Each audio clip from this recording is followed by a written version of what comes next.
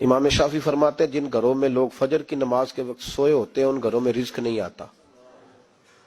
آپ فرماتے ہیں فجر کا وقت اللہ کے دینے کا وقت ہے، اس وقت اللہ بانٹتا ہے. حضور صلی اللہ علیہ وسلم کا فرمان ہے نا حدیث میں کہ تہجد کے وقت اللہ پہلے آسمان پہ نزول اجلال فرماتا ہے جو اس کی شان کے لائق ہے تہجد کے وقت، اور وہ کہتا ہے مانگو میں تمہیں عطا کروں گا. لینے کی باری آئے تو بندہ سمیٹ سماٹ کے اندر گھس جائے.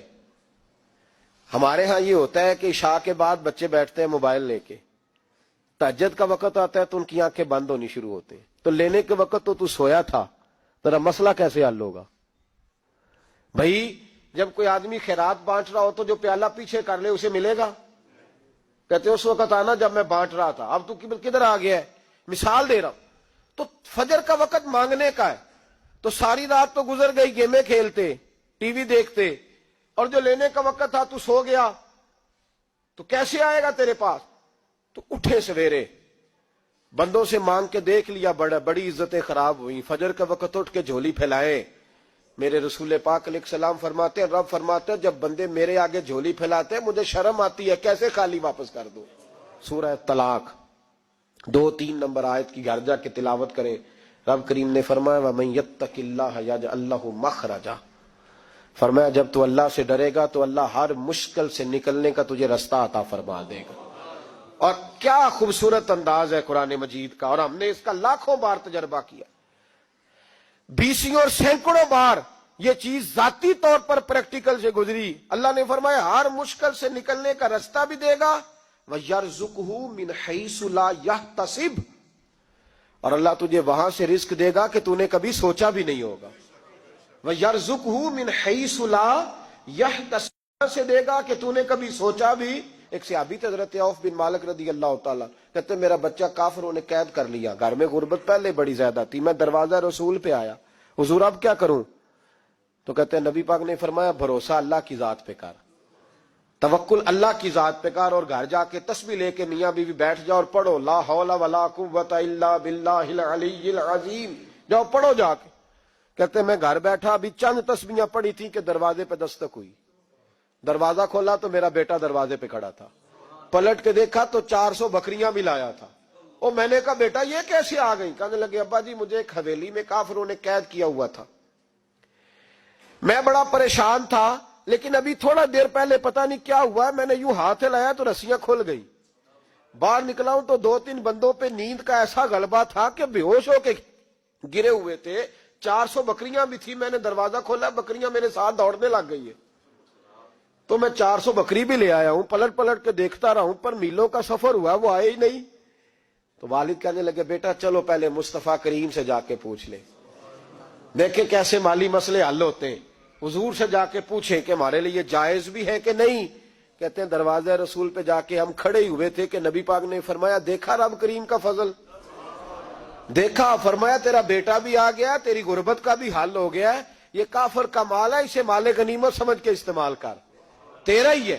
تو لا حول ولا قوت الا باللہ العلی العظیم پڑھیں تو رزق میں پڑھیں گے انشاءاللہ، بول کے بتائیے پڑھیں گے انشاءاللہ تعالی. لیکن سنی قوم تویز پہ لگ گئی ہے، کہتے ہیں وظیفہ پڑھنا پڑتا ہے. آپ لکھ کے دے گلے میں ڈالنے کے لیے تاکہ وہ ڈالتا جاؤں اور میرے اوپر پیسوں کی بارش ہوتی جائے. وظیفہ پڑھیں، وظیفہ پڑھیں. سنیں ایک اور وظیفہ سنیں، امام قرطبی نے تفسیر قرطبی میں لکھا رزق کی برکت کا وظیفہ.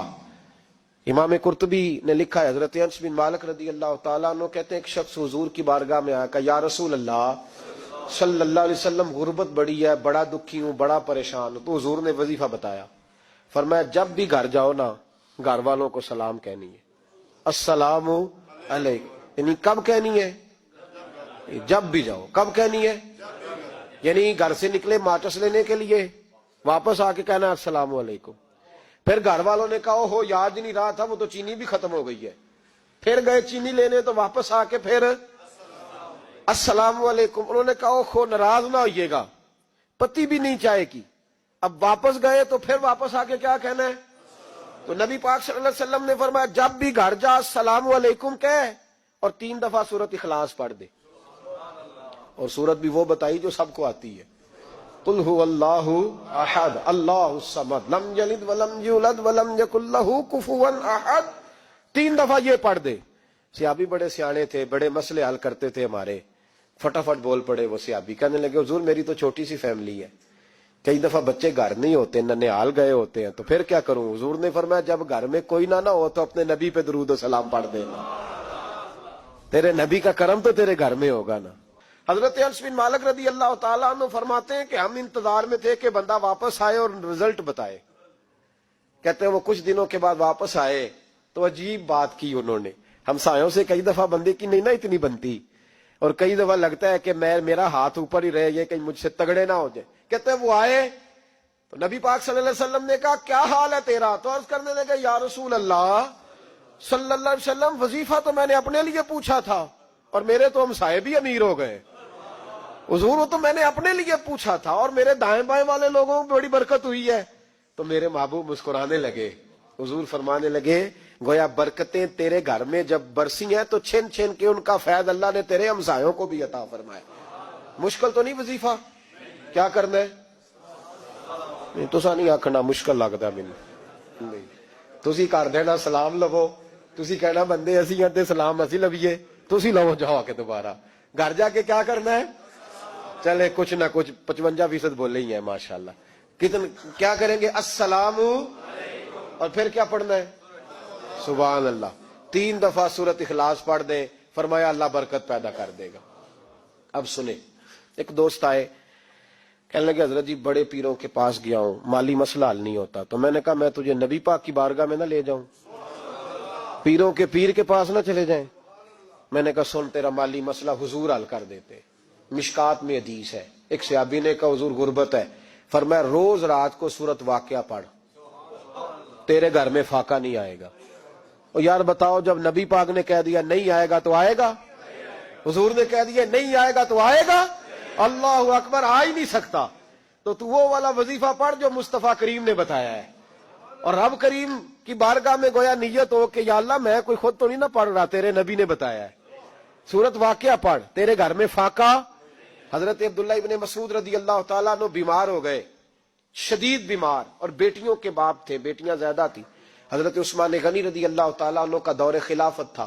جناب عثمان غنی تیمارداری کرنے آئے اور کہنے لگے عبداللہ آپ بڑے بیمار ہیں, ابن مسعود آپ بڑے علیل ہیں, کچھ پیسے نہ بھیج دوں خزانے سے. تو حضرت ابن مسعود کہنے لگے ضرورت نہیں, کہا آپ کی بیٹیاں ہیں کام آئیں گے. تو آپ فرمانے لگے میں نے بیٹیوں کو خزانہ دے دیا ہے. کہا کیا خزانہ دیا ہے؟ کہنے لگے میں نے اپنی بیٹیوں کو پابند کر لیا ہے, وہ رات کو روز سوتے وقت سورت واقعہ پڑھ کے سوتی ہے. تو نبی پاک نے کہا فاقہ نہیں آ سکتا, تو لہذا میری بیٹیوں پہ کبھی فاقہ نہیں آ سکتا. تو روز یہ تو کہتے ہو داماد جی سے کہ بھئی آپ مہربانی کرو, کو خرچہ بڑھاؤ, بچی بڑی پریشان ہے, تو بچی کو بھی ایک خزانہ دے دو, اس کو بیٹے روز رات کو سورت واقعہ پڑھا کر. رات سورت واقعہ پڑھے, صبح سورہ ملک پڑھے, دن کے وقت سورت بقرہ پڑھے. میرے نبی پاک صلی اللہ علیہ وسلم نے فرمایا جس گھر میں سورت بقرہ پڑھی جائے جن تو کیا شیطان بھی دوڑ جاتا ہے. تو کوئی جادو اثر کر سکتا ہے؟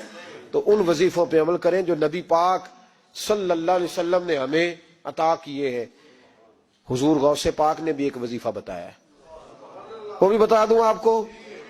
غوث اعظم رضی اللہ تعالیٰ عنہ کی خدمت میں ایک شخص آیا, اس نے کہا حضور بڑی تجارت کرتا ہوں, کام نہیں چلتا. فرمانے لگے اب تو اللہ سے تجارت شروع کر دے. کیا مطلب؟ فرمانے لگے 10 کمائے تو ایک اللہ کے رستے میں دے, رب کریم اس کے بدلے میں تجھے 70 عطا فرمائے گا. اس نے کہا حضور اس طرح کروں؟ فرمایا تو یہ کر کے دیکھ, عبد القادر جیلانی وعدہ کرتا ہے اللہ تیری مدد کرے گا. غلام کہتے ہیں وہ 6 مہینے کے بعد آیا. پہلے جب آیا تھا تو پیدل آیا تھا, 6 ماہ کے بعد آیا تو 6 اونٹ تھے اس کے پاس, اور آ کے حاضر ہوا تو کہنے لگا حضور زندگی پتہ نہیں کہاں گزار دی, کاروبار کا تو مزہ ہی اب آیا ہے, اب مزہ آیا ہے کاروبار کرنے کا, اب مزہ آیا ہے. کہ 10 میں سے 1 دیتا ہوں, پتہ نہیں کتنا مہربان ہے.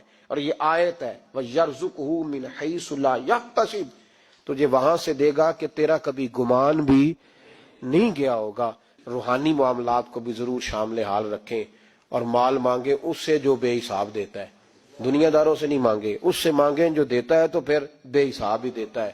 دعا کرتا ہوں اللہ ہر گھر میں برکت پیدا کر دے, ہر گھر میں فضل کر دے. آخر دعوانا ان الحمد.